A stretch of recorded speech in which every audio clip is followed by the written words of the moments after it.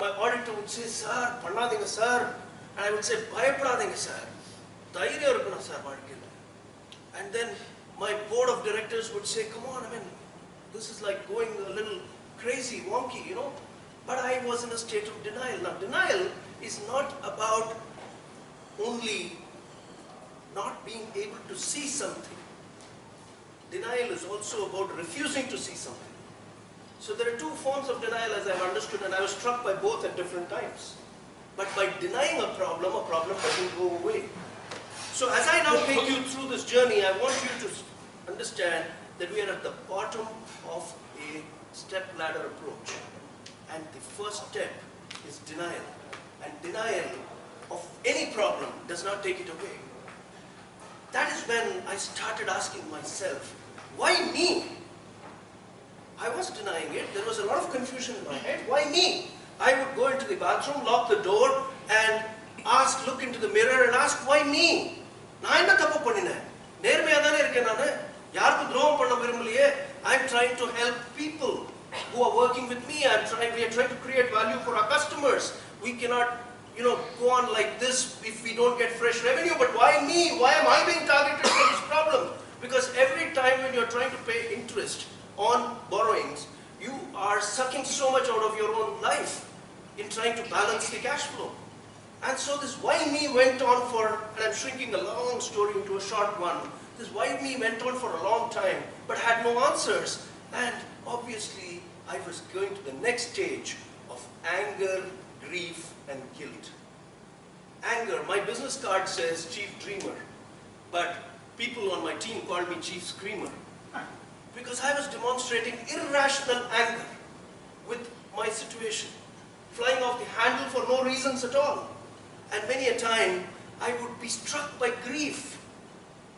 Grief over the choices that I had made personally in my life, when we couldn't pay for the groceries at home, we couldn't pay for the school fees, we couldn't, on our 20th wedding anniversary, I had given Vani an unforgettable gift. She was accused in a check bounce case, and she was standing in the Saidapet court in the accused dock. That is section 138. And that was the gift I gave her. And I was traumatized. But by being angry, can you solve a problem? Now around this time, existential questions were going on in my head. Can you solve a problem by being angry? Can you solve a problem by asking why me? Can you solve a problem by being in denial? So I had started a practice called Mauna, which was about dropping anchor and remaining silent for 1 hour every day. And these questions would come up. I was healing at one level, but on the other side I was being sucked into the chaos and turbulent life that I was leading. As the debt situation mounted, and we reached a point where for a whole year we didn't get revenues. The whole year of 2007 we didn't get a single rupee in revenue. And for a whole year I borrowed. And somebody smelt it. It's a small market. It's a lending market in Chennai. It's very small. So we had transcended the banks. We had transcended the non-banking financial companies. We had gone to the family, friends, credit cards, your insurance, jewels. Everything's gone. And 179 creditors were already there. And we had also borrowed from Kanduvati financiers. So we were in a state of 5 crore, a big hole of 5 crore in debt, 179 people to repay. The market got wind of it, and I could no longer play the game of borrowing from Peter and pay Paul. So on 31st December 2007, we were left with just 2,000 rupees in our hand, and this whole problem blowing up in our face. Now, the uppermost emotion at that time was the next one. So denial had been crossed, why me had been crossed, I was in anger, and I was entering a new phase of fear. Fear, insecurity, worry, anxiety, and all of that. And one of my lenders, I will give him a fictitious name, I will call him Annanagar Balaji, a Kanduvati financier, had threatened to kidnap my daughter, who was just 13 at that time, if I did not repay the money that we owed him. That morning, he called me. After like weeks of following up, he said, "Sir, inniki mattum neenga thirupi kudukala, nadakradhe var." And it was the same day that a friend visit Porur and meet a Siddha Yogi there. Now, in this time that I was doing Mauna and we were trying to seek solutions to the problem, we had been to dargahs, churches, temples, done the whole drill of wearing rings on all our fingers, astrology, vastu, numerology, feng shui, everything had been tried, tested, Sudarshana Homam had been done, nothing was spared. And with due respect to all the faiths, with due respect to all the sciences, we finally came to the understanding it's a money problem and has to be solved with money. So therefore, I had been resisting this advice, saying go to meet this Siddha Yogi. But this friend was persistent. And this friend called for the nth time within 2 hours of Anna Nagar Balaji's final ultimatum. And Vani pressurized me saying, there is no money involved in meeting this Siddha Yogi because he doesn't take fees. He doesn't know who he's meeting. He doesn't like to take down appointments. You go there and you meet him. That's it. So we went there to Porur. We reached at about 2 o'clock, got down from the car at the appointed address. The address was on a piece of paper. And at that point where we alighted, we found this man standing with his leg up against the wall. He was wearing a lungi which was folded up. He was wearing a sleeveless banyan and he was smoking a beedi. He had a stubble of about 4 or 5 days stubble. And he looked about 40 years old, close to my age at that time. And he was completely unconnected with the arrival of 2 people in a car. He was looking up at the sky and at the hot sun. So I was already getting a mental picture of a man who was like slightly loony. But I still needed to confirm the address, so I walked up to him and I said, "Sir, in the address vandirkom, idu da address idu da correct location ah." So he looked at it and he looked up at me and then he looked back at the piece of paper and then told me, "Naan da avaru." I was like flabbergasted and I gave Vani a look where I was basically telling her, "Listen, this is the reason why I told you we did not go here. Look at this man. I was expecting Kavi Vastram, Rudraksham, long flowing beard, matted hair. But here was a Siddha Yogi who was smoking a beedi looking up at the sun at 2 o'clock in the afternoon." But before I knew it, he had ushered us inside. We went and sat on the ground. He followed us and as he sat down, and I assume many of you understand Tamil. Anybody with a difficulty in Tamil here? Okay, one person. I will repeat towards the end the meaning of what I am saying in English again and in Hindi also for your benefit, Anuradha. But for the best part, please hold your attention to the Tamil here. No, you cannot translate what I heard, what was told to us. So he came in and he sat down on the ground. And as he sat down, he looked at me. He doesn't know who we are. And he says, "Enna sir, kadana? Unga kadana neenga nesikka arambinga. அது உங்களுக்கு ஏதோ சொல்லிக் கொடுக்க விரும்புது. அது ஒரு விருந்தாளி மாதிரி. அதை ரொம்ப நீங்க ரெஸ்பெக்டோட ட்ரீட் பண்ணுங்க. அது வந்த வழிக்கு அப்படியே போயிடும். உங்க கடனை நீங்க நேசிக்க ஆரம்பிங்க. अपने कर्जे को, क्या आप कर्जे में डूबे हुए हो? अपने कर्जे को गले से लगा. Embrace your problem. And my mind was going, embrace? You nut? Do you know it is a 5 crore problem? Do you even know it's 179 people? Do you have teenage children to worry about? Do you have a company to run where 40 people are waiting for salaries? Do you even understand what you're talking about? That was my mind going jabber, jabber, jabber as this man was saying. So I kept reminding him, suggesting to him, in my own worldly, humanly wisdom, "Sir, edavadhu prayachitam, parigaram, puja, something that you want us to do." And he would come back to the same line. "Unga kadana neenga nesikka arambinga." Can you love your problem? In 20 minutes we were out of there, and as we stepped out, I told Vani, "This man is a fraud here. I mean, he's not a money fraud, but he's a fraud here. You know, he doesn't know what he's talking about. He doesn't know what it means to be a CEO." And I shut myself away from what he had advised us to do. And we reached home in Bishop Garden. I got home, changed into, leisure wear, and I told Vani, "Yaar, bahut bheja fry ho gaya. Let's go for a walk." We stepped onto the street, and as we were going for the walk, a dog started following us. Now I am petrified of dogs, and particularly street dogs, and Vani loves dogs.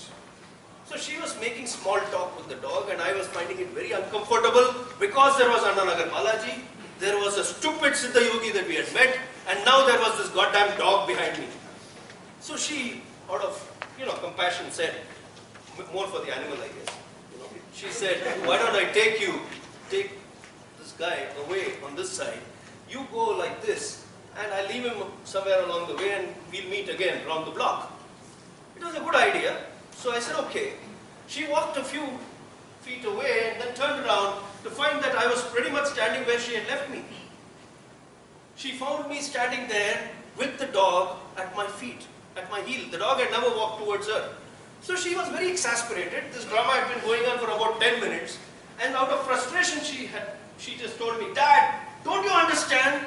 Don't you understand that the guy is just there because you're giving him too much of attention? Why don't you turn around and stare at him? Look him in the eye and he will go away.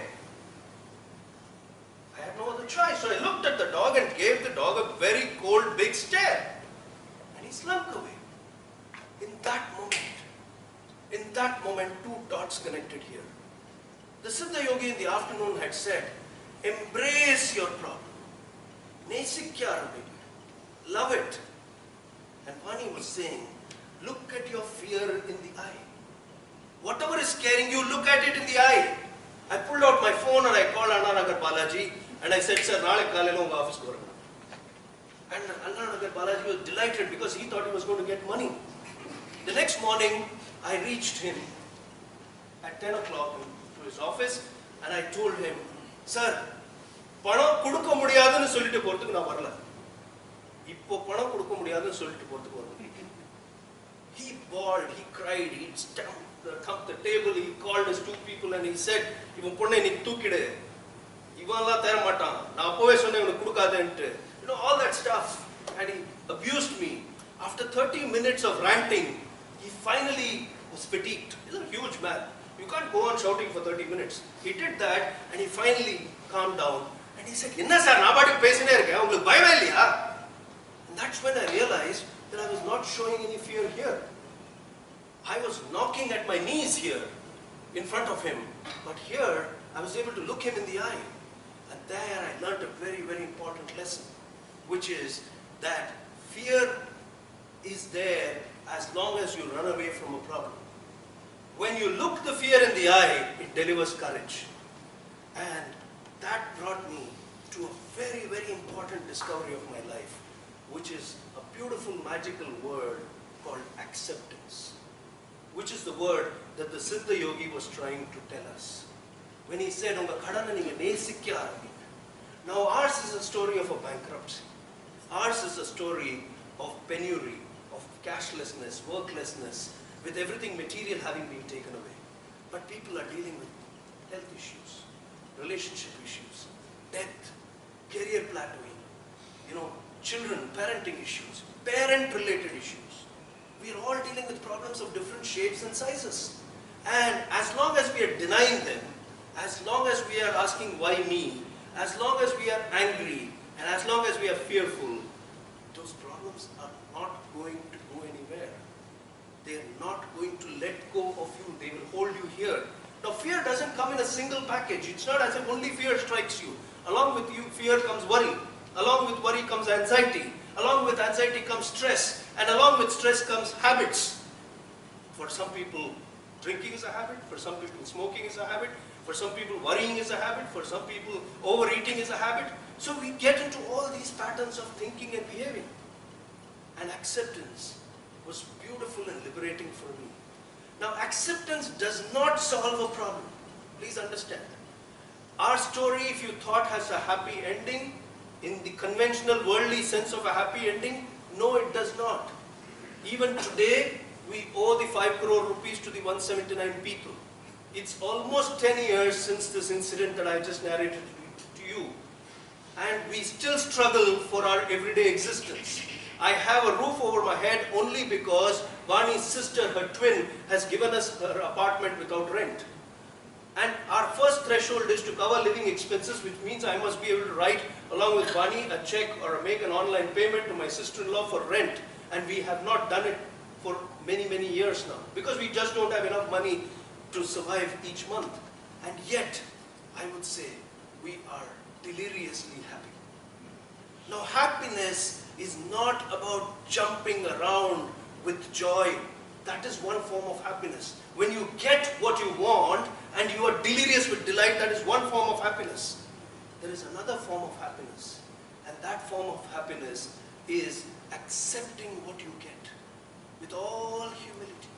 When I flew business class, when I stayed in the best hotels, when I got the fees that I commanded from our customers, I was happy. I used to order only the Johnny Walker series, blue, red, black, whatever, in whatever hierarchical order it is. Now, I look at the carton, in my empty carton in my house, and I look at the slogan, just keep walking. And I live with that. Drinking sometimes RC, sometimes nothing. Just water.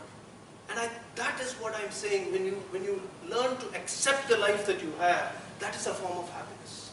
And that happiness to me is being in 3 states. One, the first state is non-worrying.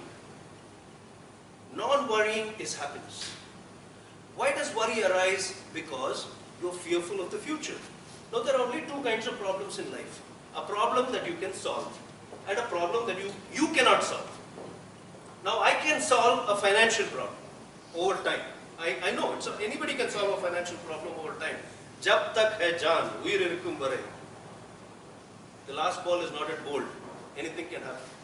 So Vani and I wake up with that confidence that that 5 crore will go away one day because we will make more than that and we'll repay everybody with full interest due. A financial problem can be solved. But how will you solve death? How will you solve a terminal state of cancer? How will you solve the young girl whom we met the other day, Vani and I, whose limbs were blown away by a bomb blast? There are some problems you can't solve. So a problem that you can solve, don't worry about it. And a problem that you can't solve, don't worry about it. Now, non-worrying, therefore, is a very important state. The second state is non-frustration.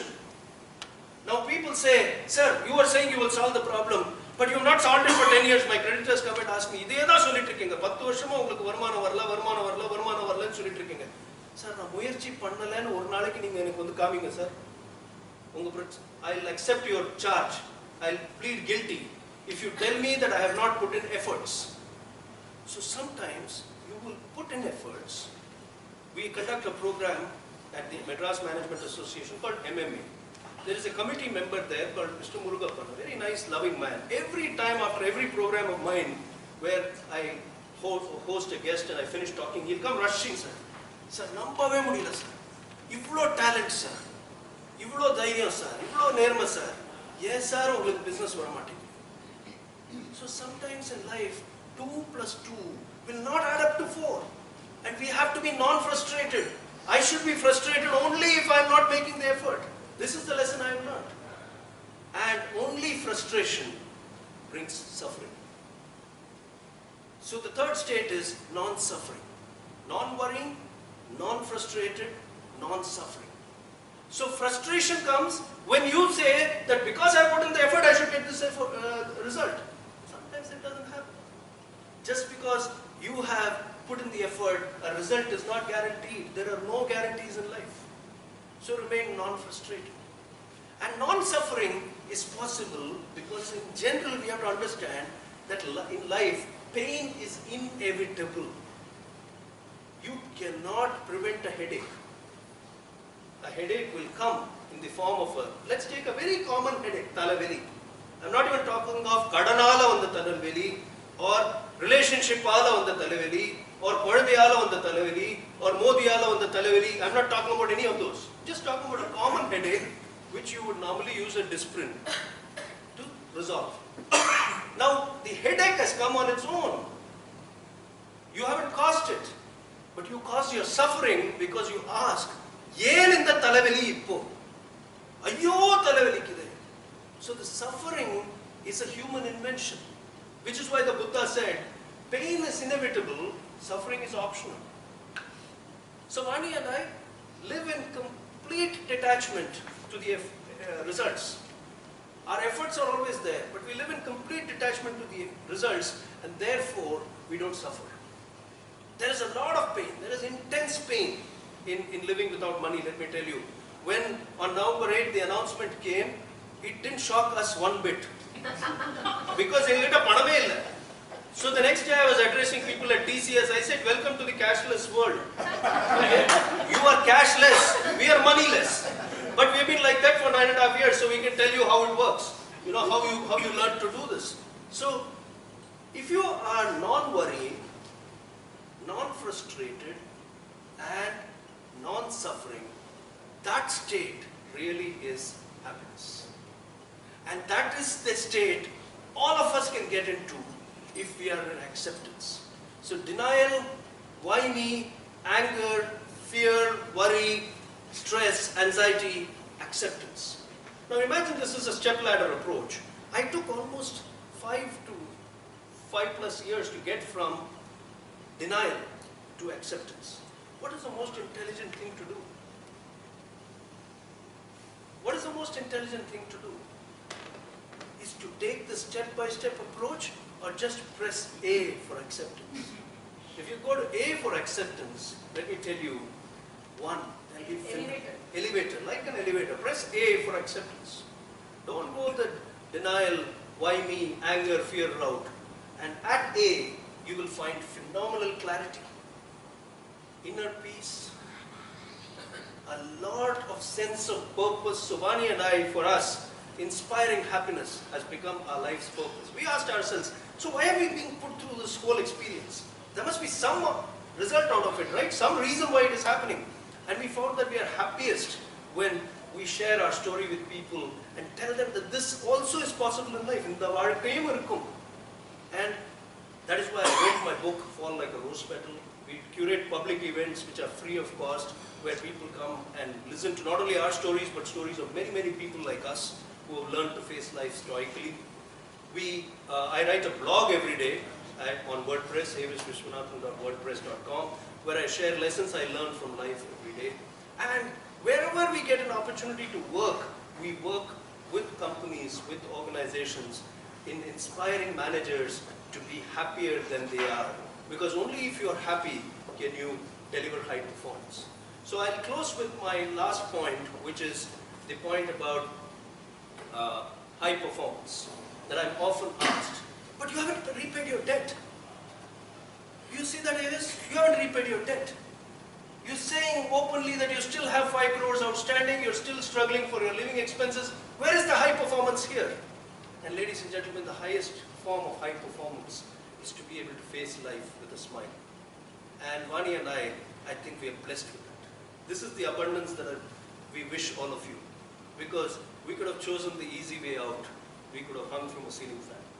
We could have chosen the easy way out that one of my own financiers recommended to me. Sir, in the city learning, sir. Phone number mathunga, PAN number mathunga, account number mathunga, ration card mathinga, odi padunga sir. Where a state odi padunga sir. Northeast India padunga sir. Yaru unga third mudiyadhu. But I said no. It happened here, it will be resolved here. So that to us is high performance. And therefore, when we address managers, we always say that high performance comes from happiness. And we end up in the corporate world especially postponing happiness, thinking we want to achieve KRS. Okay? So I leave you with that thought to mull over, and with my favorite quote from Jalaluddin Rumi, my favorite poet, 13th century Persian poet, who said that be aware of the beautiful wine being poured. Be aware of the beautiful wine being poured. Don't complain you've been given a dirty cup. Think of it, what a perspective. And the beautiful wine is life itself. The adventure of living without money. The adventure of facing every day with all its upheavals and uncertainty. And for the longest time, I was looking at the dirty cup and I was unhappy. And now when I look at the wine being poured and I enjoy the beauty of every moment, I'm the happiest, while there is a lot of responsibility towards all the people that have trusted us. So be aware of the pure wine being poured. And if you don't look and complain about the dirty cup, you will always be happy. That's why we always say, help yourself to happiness, because nobody can do it for you. Thank you so much.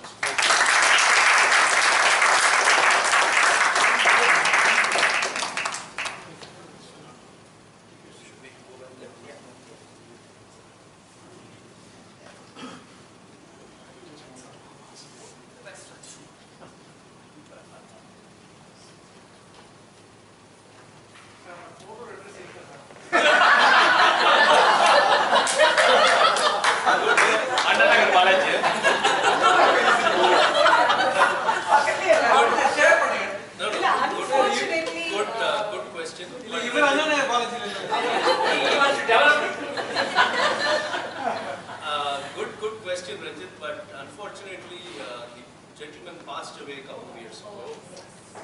Your debts also written off? My debt's written off? This is the point. I haven't written it off. So neither Vani nor me, and I don't think we'll write it off until we paid back with interest. So one question, okay. I think most of us would have the Gaelic definitely have a mindful of them. See, as a parent, every parent's responsibility is to give a debt-free or even if not asset. ஒரு பசங்களுக்கு கடனை கொடுக்க கூடாதுங்கிறது எல்லா பேரண்ட்ஸோட விருப்பமா இருக்கும். கரெக்ட்டா? No. At least most of us. How we are going to face that? Oh, once again, first of all, there is a presumption that the kadan is going to be passed on to the next generation. Okay? That is a completely wrong way to look at things. Okay? Our son asked us this question, and he started working. He's struggling with his own career at this time, but he holds himself very responsible for what has happened. And because he lives and works in the US, and because Vani and I took this decision, and also perhaps because we took this decision to send him to the US, while in the middle of all our crisis, we sent him to the US. Why we sent him, how we sent him, how he graduated is all there in my book, Fall Like a Rose Petal. When we were struggling for 20,000 rupees monthly grocery budget, his fees of $240,000 over 4 years was paid by acts of the universe. Miracles happen. Okay? So when he graduated and he came to know through the book, so the book is actually a collection of letters I wrote to my 2 children. When he read the manuscript, he said, I mean, come on, I'm going to help you solve this problem. And he came up and talked to both of us, and he said, it was his idea, Dad, put this out as a book, let more people benefit from it. And let me help you solve this problem. And I said, no. Right now, don't start your life with a burden. It's a choice that Mom and I made with our business. Okay? So that presumption is completely misplaced, first of all. Secondly, even if he chooses at some time, okay, to take over the responsibility, that will be his choice. And I